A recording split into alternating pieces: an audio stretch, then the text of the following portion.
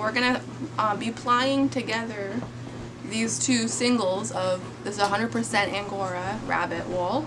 I've spun them each on this drop spindle.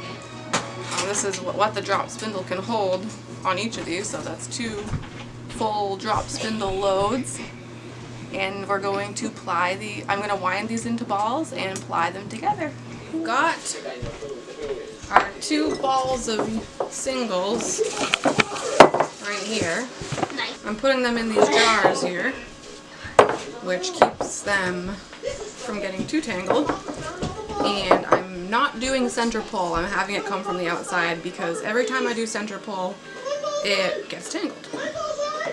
So I've got this started on my spindle here. I've done just a little bit. Oops.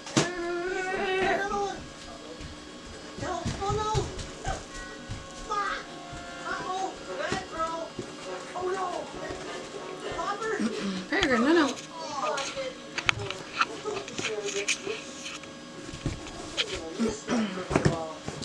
And I'm going to be twisting it the other way from when we did the singles. So instead of clockwise, I'm going to be doing counterclockwise. That. Ow! It's a little lump there. But. And then I'm letting the twist go evenly up. So then once I get a little length, I'll wrap it up there. And we re-hook it.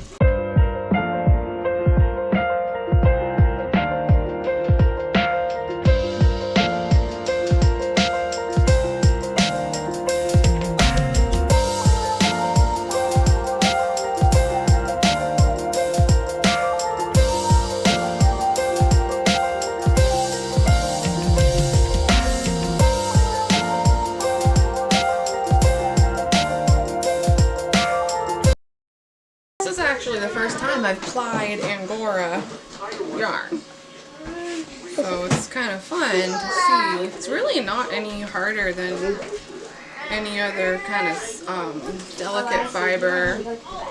I've spun kind of like merino blends with silk, and this is really no trickier. I know a lot of people say Angora is really hard to spin, but I would say no, it's really not. So mine's going to be a little lumpy. I had a little bit of a lumpy bat that I was spinning from, spinning from, because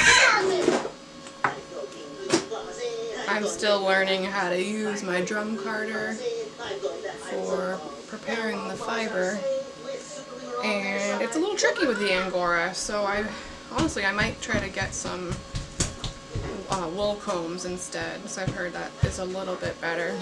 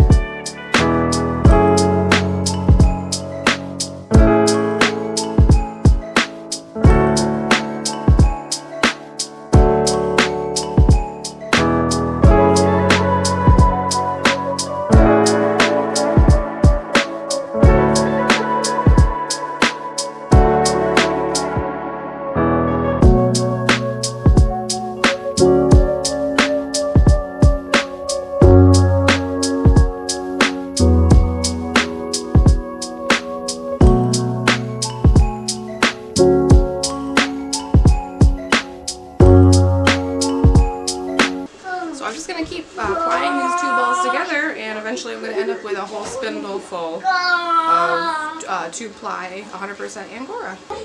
So I've plied together quite a bit of this yarn, but I don't know what I was thinking. It's really not all going to fit on this spindle. So I'm going to go ahead and wind this off and then continue to ply this. Here you go. This is my nitty naughty that I made.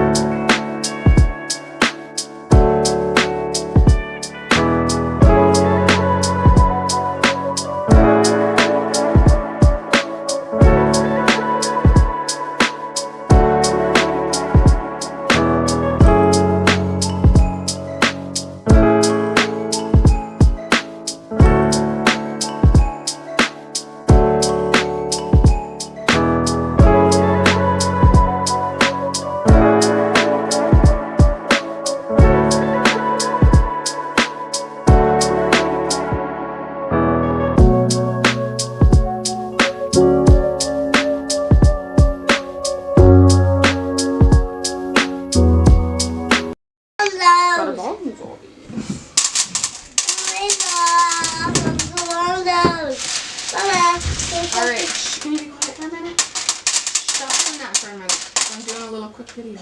Okay? So here's the yarn wrapped on the nitty knotty. And then I applied the rest of it, so I got a little bit more. So I'm just going to tie it on and finish wrapping it on to the nitty knotty. For the amount of yarn that we're going to be getting, I'm going to take this end and tie it around the yarn. Kind of weave it through. And boop. So I've got that one tied. And then if I can find the other end, I'll do the same. But that's good enough for now. So now, oops, I can get this apart. I'm gonna slip one off again.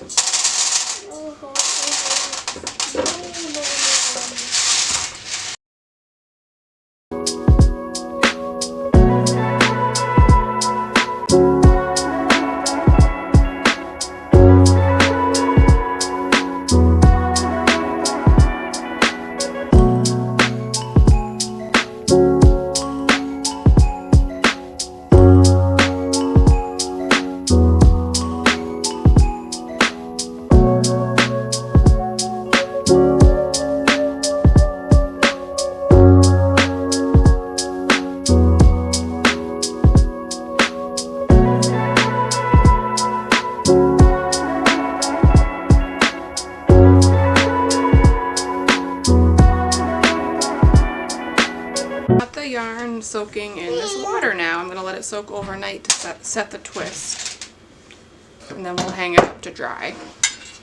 So here I've got the skein out of the water that it sat in overnight, and I'm hanging it up in the shower, which is a good place because it will drip dry. Pretty. So I have a Angora that has brown and gray wool, so that's why it's there's some barber pole effects going on.